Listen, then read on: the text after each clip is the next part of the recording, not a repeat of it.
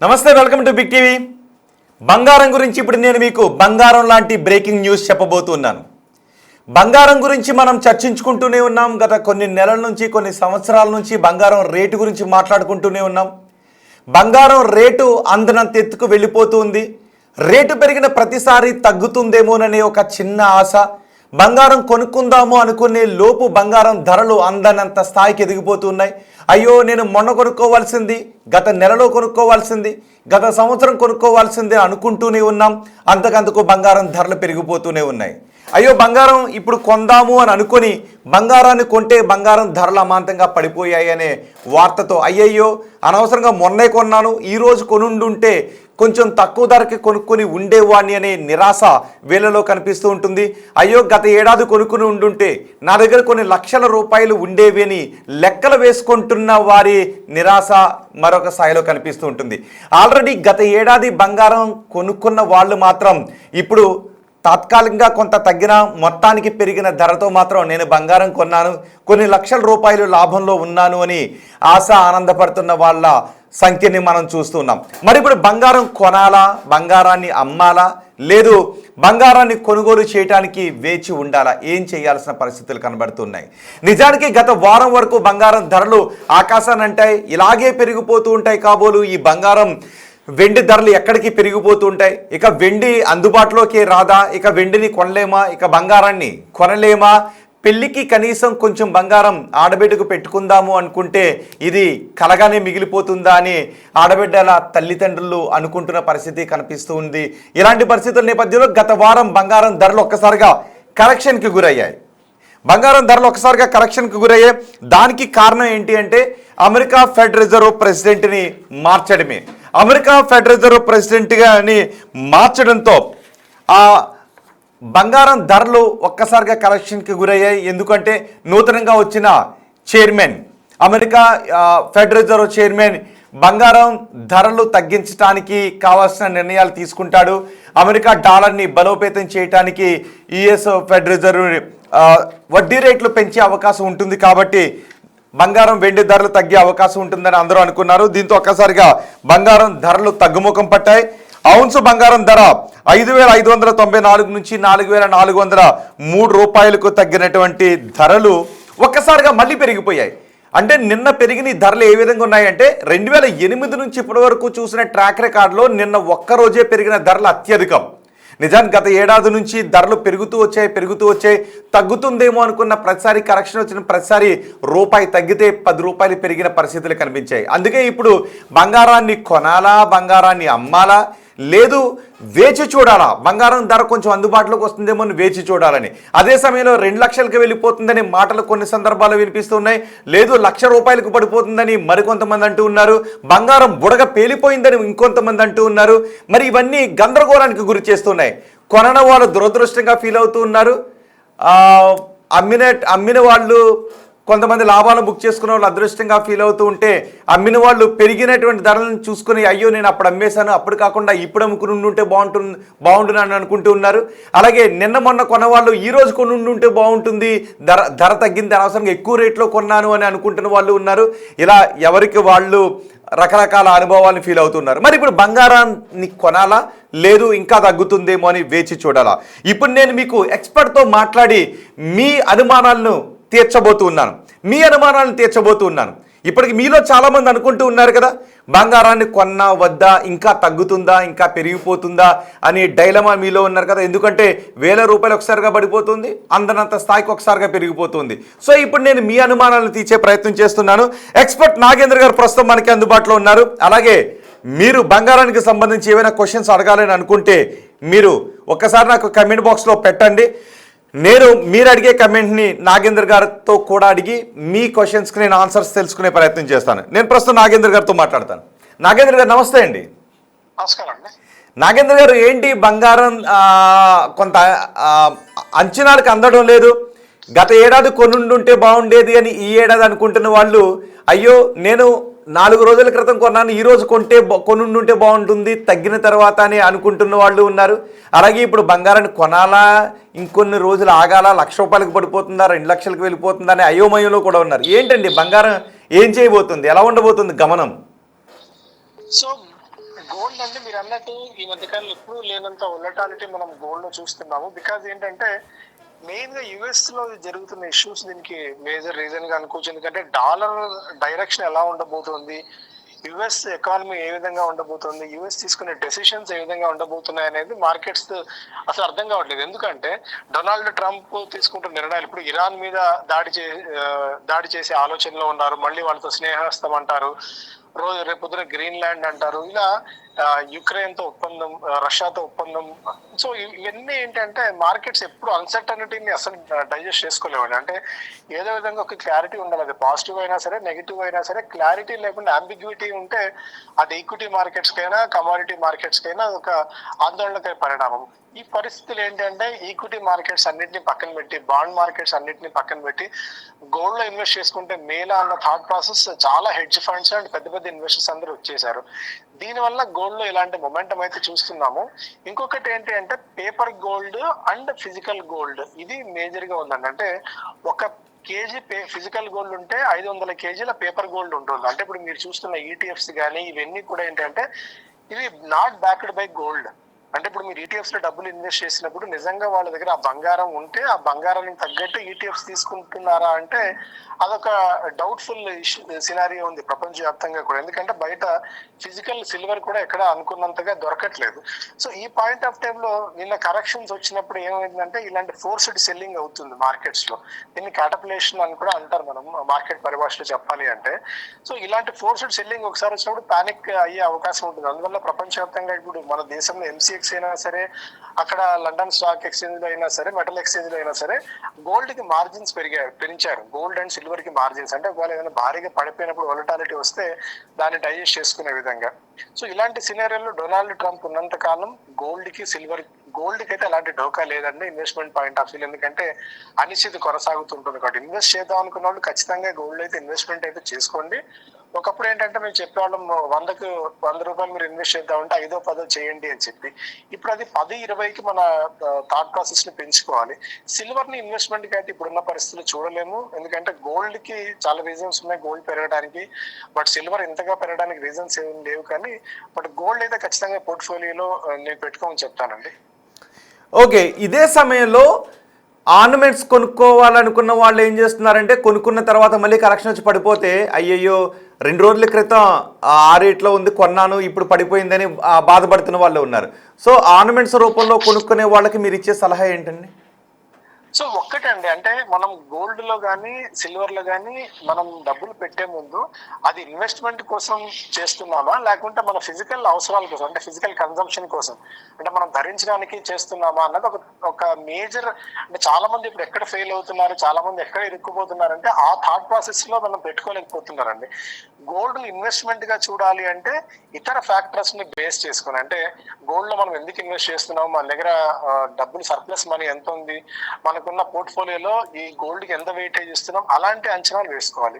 లేదు ఇంట్లో మ్యారేజ్ ఉంది, లేదా ఏదైనా ఫంక్షన్ ఉంది అని గోల్డ్ కొనుగోలు చేసినప్పుడు సో అది పెరిగినా పడినా అప్పుడు మనం చేయగలిగింది ఏమీ లేదు. అంటే దానికి ఆ ఫ్యాక్టర్స్ ఏవి వర్తించవు. సో పెరిగినప్పుడు అరే మనం కొన్న విలువ పెరిగింది కదా అని సంతోషపడతాం, అంటే నోషనల్ గెయిన్ నోషనల్ లాస్ కింద చూస్తాం తప్ప ఇన్వెస్ట్మెంట్ మెథడాలజీకి వచ్చినప్పుడు ఆర్నమెంట్ కొనుగోలు చేయాలని చెప్పి ఎవరు చెప్పరు. ఎందుకంటే ఇన్వెస్ట్మెంట్ మెథడాలజీ ఎంటైర్లీ డిఫరెంట్.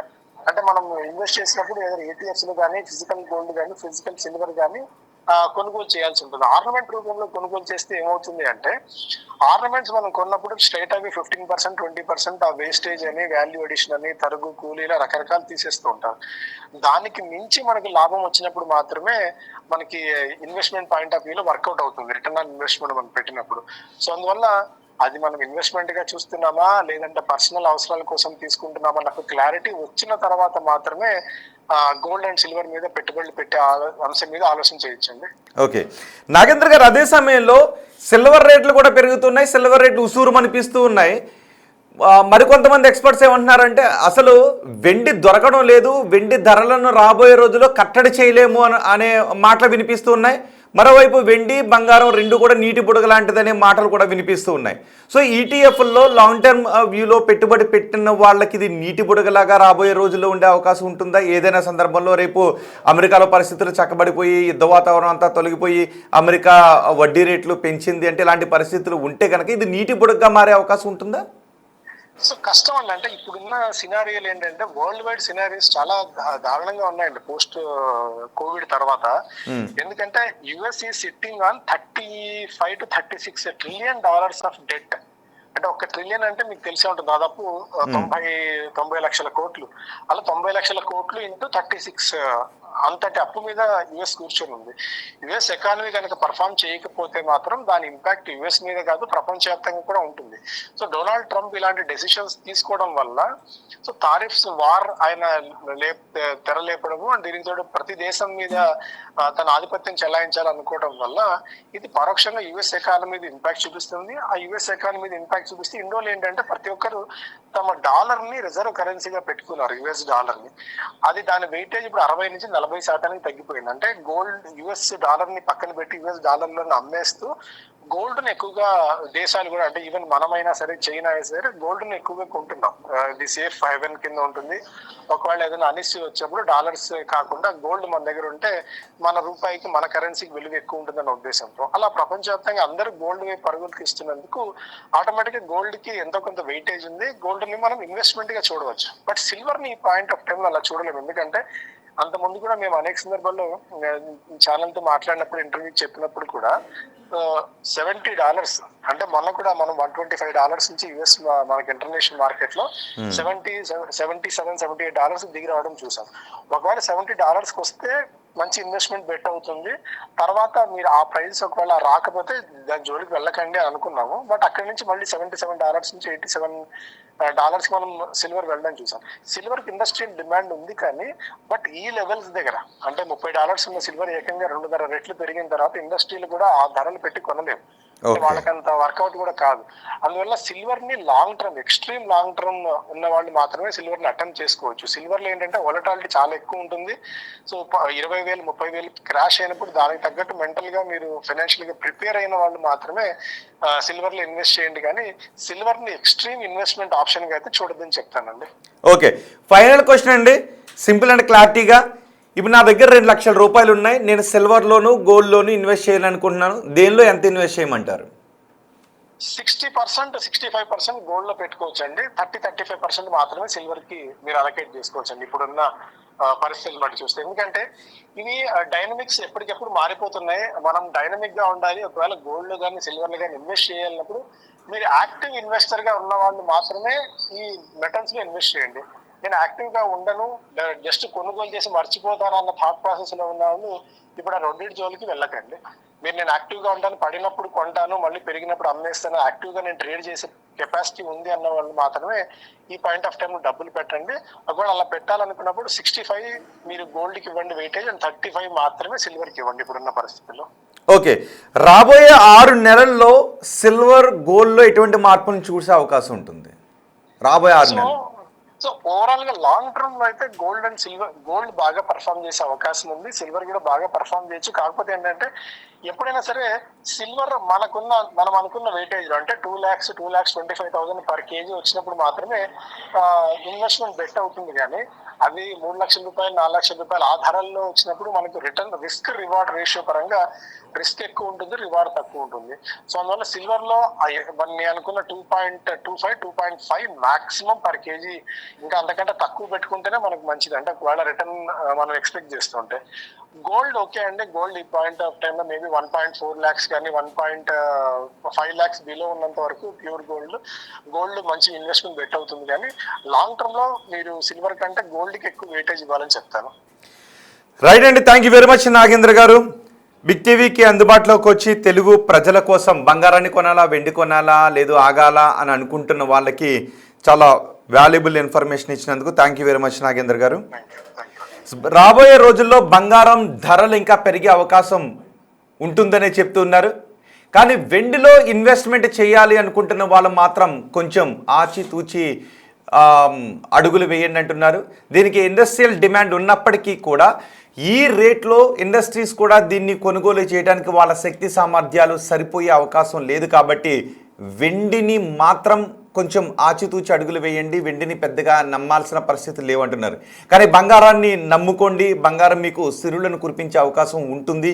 రాబోయే రోజుల్లో కూడా బంగారం ఇలా పెరిగే అవకాశం ఉంటుంది. అమెరికా ఆర్థిక వ్యవస్థ ఏమాత్రం బాగాలేదు, ఏదో బాగుపడుతున్నట్టుగా కనిపించినప్పుడు బంగారం రేట్లు కొంత దిగి వచ్చిన ప్రస్తుతం అమెరికా ఆర్థిక వ్యవస్థ, ట్రంప్ తీసుకుంటున్నటువంటి నిర్ణయాలు, ఇతర దేశాలతో ట్రంప్ వ్యవహరిస్తున్నటువంటి తీరు, ఇవన్నీ రాబోయే రోజుల్లో కూడా బంగారం ధరలకు రెక్కలు రావటానికే దోహదపడతాయనే అభిప్రాయం వ్యక్తం చేస్తున్నారు. ఇక ఒకవేళ మీరు ఆర్నమెంట్స్ రూపంలో కొనుక్కుంటే, బంగారాన్ని వినియోగించడానికి కొనుక్కుంటూ ఉంటే ఇక తప్పదు, మీరు ఎలాగైనా కొనుక్కోవాలి. కాబట్టి దాని ధర పెరిగిందా లేదా లాభ నష్టాలతో అంచనా వేసుకోకుండా అలంకరణకు బంగారాన్ని కొనుక్కుంటూ ఉంటే పర్వాలేదు, మీరు కొనుక్కోండి, మీ అవసరాన్ని బట్టి కొనుక్కోండి. లేదు బంగారాన్ని మామూలుగానే కొనుక్కుందామని ఏదో కొనుక్కుంటూ ఉన్న వాళ్ళు మాత్రం కొంచెం డిప్లుగా కొనుక్కోవచ్చు. పెళ్ళిళ్ళకు, శుభకార్యాలకు కొనుక్కునే వాళ్ళు కొనుక్కోండి. దాని ధర పెరిగిందా తగ్గిందా అన్న దాన్ని మాత్రం మర్చిపోండి. కానీ ఇన్వెస్ట్మెంట్ కోసం పెరుగుతుంది అని అనుకునే వాళ్ళు మాత్రం ప్రస్తుతం మీ దగ్గర 1 లక్ష రూపాయలు ఉంటే ఒక 60% బంగారంలో ఇన్వెస్ట్మెంట్ చేయొచ్చు. బంగారం గోల్డ్లో ఇన్వెస్ట్మెంట్ చేయాలి అనుకున్న వాళ్ళు ఒక 60% బంగారంలో ఇన్వెస్ట్ చేస్తే 30% మాత్రమే సిల్వర్ వైపు చూడండి అని చెప్తున్నారు. రాబోయే రోజుల్లో సిల్వర్ పెద్దగా సిరులను కురిపించే అవకాశం లేదు, కానీ బంగారం మాత్రం సిరులను కురిపించే అవకాశం ఉంటుంది. బంగారం ధరలు ఇంకా పెరిగే అవకాశం ఉంటుందని చెప్తున్నారు. ఒకవేళ నేను మీరు ఎక్కువ మంది మీరు క్వశ్చన్స్ పెడుతూ ఉంటే, మీరు ఇంకేదైనా మాట్లాడే ఎక్స్పర్ట్తో మీరే మాట్లాడాలని అనుకుంటూ ఉంటే, మీరు ఏం క్వశ్చన్స్ అడగాలనుకుంటున్నారో ఆ క్వశ్చన్స్ని పెట్టండి. కుదిరితే ఈ మధ్యాహ్నం నేను డైరెక్ట్గా ఎక్స్పర్ట్ని లైవ్లోకి తీసుకుని నేరుగా మీతో ఎక్స్పర్ట్తో మాట్లాడించడానికి నేను అవకాశాన్ని కల్పిస్తాను.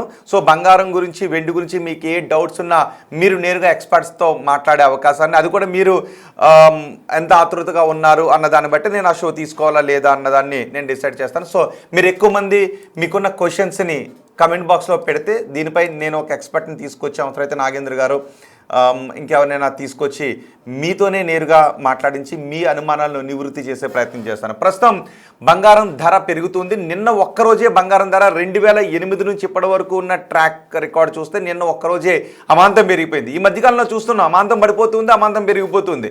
ఇన్వెస్ట్మెంట్ చేస్తున్న వాళ్ళలో కొంతమందికి లాభాల పంట పండిస్తూ ఉంటే, కొంతమందికి రక్త కన్నీరుని తెప్పిస్తూ ఉంది.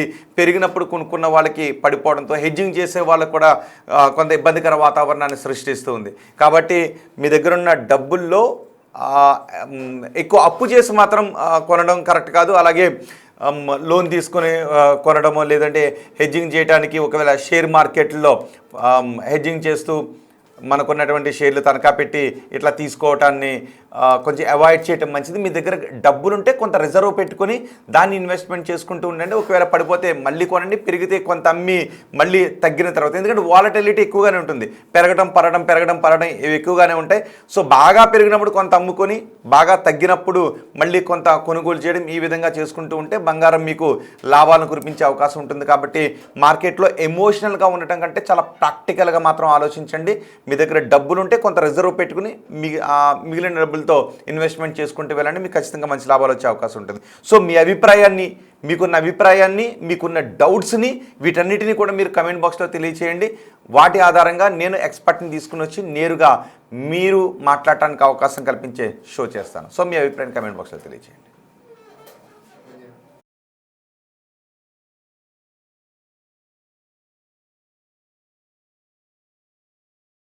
గోల్డ్ రేటు ఈ మధ్యకాలంలో మనం చూసుకుంటే గత 1 year నుంచి విపరీతంగా పెరుగుతూ వచ్చింది. ఇది దాదాపు 19,000కి వెళ్ళింది, అంటే 1,90,000కి వెళ్ళింది 10 గ్రాములు 24 క్యారెట్. ఒక్కసారికి ఇది 2 రోజుల నుంచి తగ్గుతూ వచ్చింది. అది తగ్గడం కూడా మీకు ఒక 4,000 రూపాయల వరకు తగ్గింది. ఇలా తగ్గినప్పుడు ఒక్కసారిగా ఎలా పెరిగిందో, తగ్గినప్పుడు మనం ఎవరైతే కొనాలనుకుంటున్నారో వాళ్ళు ఇలాంటి టైంని యూజ్ చేసుకుంటే వాళ్ళకి అదృష్టంగా ఉంటుంది. లేదు ఇంకా తగ్గుద్ది, ఇంకా ఇప్పుడు తగ్గుతుంది, ఇంకా తగ్గుద్ది అని వెయిట్ చేశారంటే ఎప్పుడైనా అవకాశం అనేది ఒకసారి వస్తుందండి. ఆ అవకాశాన్ని మనం ఎవరైతే వినియోగించుకుంటారో వాళ్ళు అదృష్టవంతులు. లేదు ఇంకా తగ్గుద్ది అని ఎవరైతే ఇంకా ఆగుతారో, ఇది క్రమంగా మళ్ళీ నిన్నటికి ఈ రోజుకి పెరిగింది. మళ్ళీ గోల్డ్ నిన్న తగ్గింది, ఈరోజు కొంచెం పెరిగింది, ఇంకో 400. అలా మళ్ళీ పెరుగుతూ మళ్ళీ ఎంతవరకు వెళ్తుందో చెప్పలేం. అందువలన ఒక స్టేజ్కి వెళ్ళి మళ్ళీ ఎంత అయితే తగ్గిందో అది మంచి అవకాశం. దాన్ని ఎవరైతే వినియోగించుకుంటారో వాళ్ళకు మంచి సేవ్ అవుతారు. లేదు ఇంకా తగ్గుద్దని మనం ఎప్పుడైతే ఎదురు చూస్తామో ఆ టైంలో కొనలేకపోతే వేస్ట్. ఎప్పుడు మనం ఏం చేస్తాం, ఇంకా తగ్గుద్దామని ఎదురు చూస్తాం, కానీ పెరిగేటప్పుడు కొంటాం మొదలెడతాం. అందువలన అది ఇంకా ఇంకా పెరిగి మనం పెరిగినప్పుడే కొంటున్నాం, కానీ తగ్గినప్పుడు కొంటల్లా. కానీ ఈ తగ్గినప్పుడు కొన్న వాళ్ళు ఎక్కువ మనీ సేవ్ అవుతారు. అందువలన ఇప్పుడు మంచి అవకాశం కొనుక్కునే వాళ్ళకి. ఇది ఖచ్చితంగా మళ్ళీ ఈ ఇయర్లో మళ్ళీ పెరిగిపోతుంది. ఈ సిల్వర్ ఏదైతే 4 లక్షలు ఉందో దాన్ని టచ్ అవుద్ది. గోల్డ్ కూడా మీకు రాను ఈ ఇయర్ కాకపోయినా నెక్స్ట్ ఇయర్ కన్నా 20,000 ఖచ్చితంగా వెళ్తుంది. అది రేటు ఎప్పుడైతే డౌన్ అవుతుందో సేల్స్ అనేది తగ్గుతుంది. ఎందుకంటే ఇంకా తగ్గుద్ది అని కస్టమర్లు వెయిట్ చేస్తారు. అందువల్ల రేట్ ఎప్పుడైతే పెరుగుతుందో బిజినెస్ కూడా బాగుంటుంది. ఇంకా పెరుగుద్దేమోనని కస్టమర్లు అందరూ ఇంకా పెరిగిపోతుందని వచ్చి కొనేసుకుంటారు. మ్యారేజెస్ కానీ ఏదైనా ఫెస్టివల్స్ దేనికైనా ఏ సందర్భం ఉన్నా లేకపోయినా అలాంటి వాళ్ళు వచ్చి కొనుక్కుంటారు. అందువల్ల తగ్గినప్పుడు ఏదైనా సరే ఏ షాప్ అయినా కొంచెం సేల్స్ డల్గానే ఉంటుంది. అందువల్ల ఈ 2 రోజుల నుంచి కొంచెం డౌన్ ఉంది కాబట్టి గోల్డ్ రేటు సేల్స్ కొంచెం తగ్గింది ఇంతకుముందు పెరిగిన దాంతో కంపేర్ చేస్తే. ఇది మంచి టైం అండి. ఎందుకంటే ఇంతకుముందు మనం ఒక 4 డేస్ బ్యాక్ చూసుకుంటే ఉన్న రేటుతో ఇప్పుడు ఉన్న రేటుతో కంపేర్ చేస్తే ఇప్పుడు 4 lakhsలో కొన్న వాళ్ళు ఇప్పుడు కొనుక్కోవడం కూడా బెటర్. ఎందుకంటే యావరేజ్ అన్న అవుద్ది. అందువలన ఇప్పుడు ఎవరైనా ఇన్వెస్ట్ చేయాలన్నా లేదన్నా ఏదన్నా మ్యారేజ్ పర్పస్ అన్నా కానీ ఇటువంటి సందర్భం మంచిదండి. ఇప్పుడున్న రేట్ అయితే ఫ్యూచర్లో ఇంకా తగ్గుద్దని ఎదురు చూస్తే మాత్రం అది ఖచ్చితంగా పెరుగుతుంది. ఇప్పుడు ఇది ఎంతవరకు తగ్గుద్ది అనేది ఎవరు చెప్పలేమండి. ఎందుకంటే ఇది 2 రోజుల్లో 3,000 నుంచి 4,000 రూపాయలకి తగ్గింది పర్ గ్రామ్ మీద. అంటే తులానికి 30 నుంచి 40,000 రూపాయలు తగ్గింది. అందువలన ఇది మంచి సమయం మ్యారేజెస్ కానీ దేనికైనా కానీ ఇలాంటి సందర్భంలో కొనుక్కోవడం. ఎందుకంటే మనకి ఒక 10 తులాలు కొనాలనుకుంటే 40 లక్షలు సేవ్ అయినట్టే కదా. అందువలన ఇది మంచి సమయం అండి కొనుక్కోవడానికి. ఏదైనా మ్యారేజ్ పర్పస్ కానీ అకేషన్ పర్పస్ కానీ కొనే వాళ్ళకి ఇది మంచి అవకాశం. ఈ తగ్గుదల తగ్గితే బిజినెస్లు కూడా బాగానే ఉంటాయి, కానీ అది తగ్గాలి కదా. అది ఎంతవరకు తగ్గుద్ది అనేది ఎవరికి తెలియదు. అందువలన ఎంతైతే తగ్గిందో దాన్ని మనం సద్వినియోగం చేసుకుంటే మంచి కొంతలో కొంత మేలు జరుగుతుంది. లేదు ఇంకా తగ్గుద్ది అని వెయిట్ చేస్తే మాత్రం అది నిదానంగా మళ్ళీ పెరుగుతూ వెళ్ళిపోతుంది. మళ్ళీ మనం కొనలేదని అప్పుడు బాధపడతాం. తగ్గినప్పుడు కొనలేదని కొనకుండా పెరుగుతున్నప్పుడు వచ్చి కొని అయ్యో మొన్న కొంటే బాగుండేది ఇలా ఫీల్ అవుతాం. కానీ తగ్గింది అని ఆ రోజు వచ్చి కొనరు మనోళ్ళు. మనకి పెరుగుతున్న కొద్దీ బిజినెస్ డైలీ బాగుందండి, బాగా జరిగింది. కస్టమర్స్ ఇంకా పెరిగిపోద్దని వాళ్ళకి ఫ్యూచర్లో మ్యారేజెస్ కానీ ఏదన్నా ఉన్నాయి కానీ వాళ్ళు వచ్చి 16,000, 17,000, 18,000లో కూడా బాగా సేల్స్ జరిగింది కస్టమర్స్. ఈ తగ్గుతున్న కొద్దీ మనకి సేల్స్ కూడా కొంచెం డౌన్ ఉంది. పెరిగే కొద్దీ మనకి సేల్స్ బాగుంటుందండి. అలా అని ఎంతో పెరిగిపోయినా అందరూ కొనలేరు. అందువలన ఇప్పుడు అంత పెరిగినా మళ్ళీ 4,000 తగ్గింది కాబట్టి పర్ గ్రామ్ మీద ఇప్పుడున్న రేటు మంచి రేటు. కస్టమర్స్ అందరికీ పెరిగిన దాంతో కంపేర్ చేసుకుంటే ఎంతో కొంత తగ్గింది కాబట్టి ఇప్పుడు కొనుక్కోవడం మంచిది. రేపు రేట్ ఏమవుద్ది అనేది అంచనా వేయలేకపోతున్నాం. ఎందుకంటే రోజులో హెచ్చు తగ్గులు అనేది విపరీతంగా ఎక్కువైపోయింది ఈ గోల్డ్ రేట్ ఈ మధ్యకాలంలో చూసుకుంటే. అందువలన రేపు ఏముంటుంది అనేదే మనకు తెలియదు. రేపు పెరగవచ్చు, లేదంటే ఒక 500 తగ్గొచ్చు. రేపటి రేట్ని వాళ్ళు అంచనా వేయాలంటే చాలా కష్టం అండి.